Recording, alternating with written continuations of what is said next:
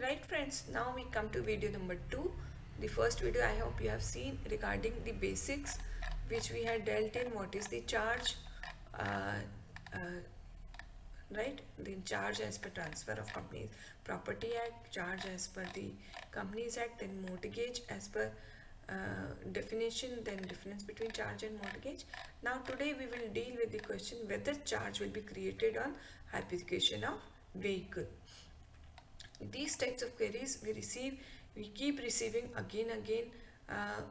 So let's go from the beginning. Hypothecation of motor vehicle can be termed as charge, whether this charge is required to be registered. Section 77(1) of the Act has simply changed the list that was provided in the Companies Act 1956 and requires registration of each and every charge created on the assets of the company, whether tangible or otherwise, and situated in or outside India. There is a specific option given in Form CHG1, charge on vehicle oblique hypothecation, right? It is clear that there is need to create charge on hypothecation on vehicle under Companies Act 2013. Definition of hypothecation. As per Section 3N of Securitization and Reconstruction of Financial Assets and Enforcement of Security Interest Act 2002 SURFACE Act defines that hypothecation means a charge in or upon any movable property existing or future created by the borrower in favor of a secured creditor without delivery or possession of the movable property to such creditor as a security for financial assistance and includes floating and crystallization of such charge into fixed charge on movable property, right? So in case of a vehicle we have to create a charge in favor of we have to create a charge as per Companies Act 19 as per Companies Act 2013, right? I hope this makes very clear. Now the second question that we receive is whether charge will be created on a pledge. Earlier there was a list of transactions on which charge was required to be created. Now with the enactment of Companies Act 2013, the entire list of charges requiring registration has been done away with. Thus, in the absence of specific list of charges to be registered and the wide definition of the word charge, pledge and lien were also required to be registered.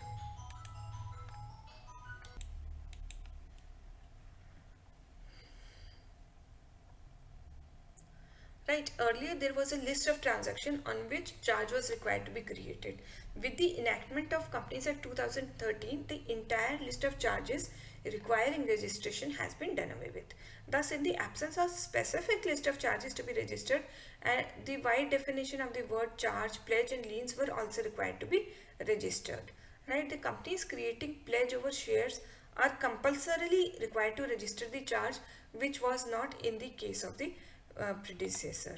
So right, so in case of pledge we have to create a charge with the MCA as per Companies Act 2013.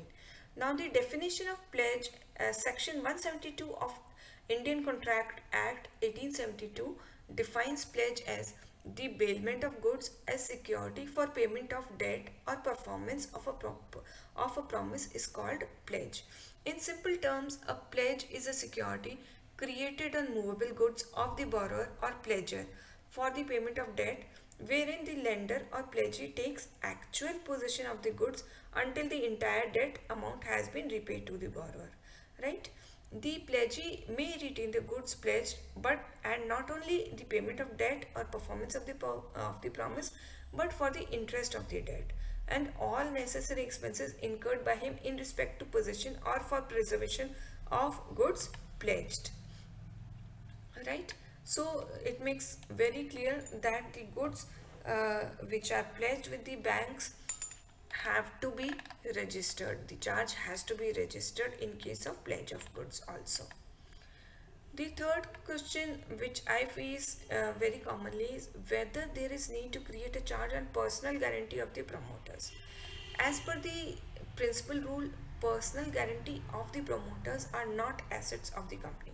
Therefore, there is no need to create a charge on personal guarantee of the promoters. See, it should not be linked to any assets. There is only personal guarantee of the promoters, of the directors. You may mention it simply in the form CHG one, it is if it is being filed, but there is no necessary. And these views are my personal views, and from the gathered from the practice that I am doing and so much of experience that I have gathered. Please, I request you, this video I am making only for the educational purpose. Please do not refer it to any legal issues, or don't put it in that way. These are only my personal experiences, and some, of course, I have taken knowledge from the Companies Act and all. But please, you use your own mind and the actual circumstances which you are facing. Okay, thank you so much. The fourth issue that is raised is corporate guarantee on the mortgage of the property, right?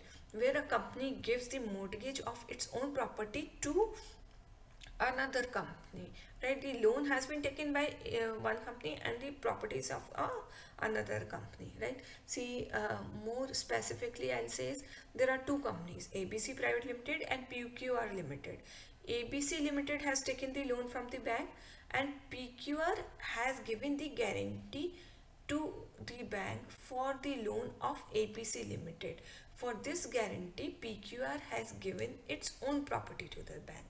Now, whether the charge will be created in the ABC Private Limited or whether the charge will be created in the PQR Limited. So, as per principal rule in the above situation, PQR is giving its assets for the security to the bank for the loan to ABC. Therefore, assets of the PQR is involved in the charge, and PQR will create a charge on the assets. So,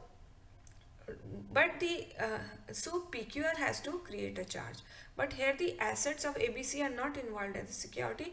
Therefore, there is no need to create a charge in ABC Private Limited.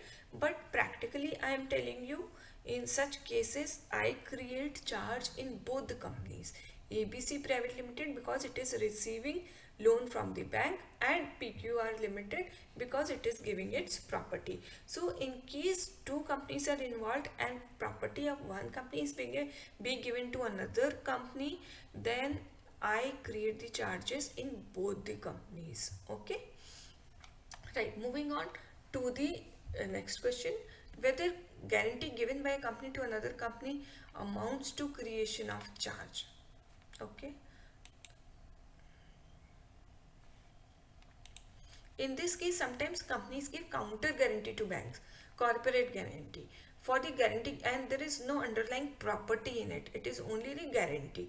In that case, for the guarantee given by the banks to the government or other authorities, such a guarantee does not create any encumbrance on the company's property, so it need not be registered. There is a case law also, ST Patel versus Registrar of Companies, 10 CC. Okay, so I don't think so there is any need in this case where only corporate guarantee is involved and there is no property underlying this guarantee, right?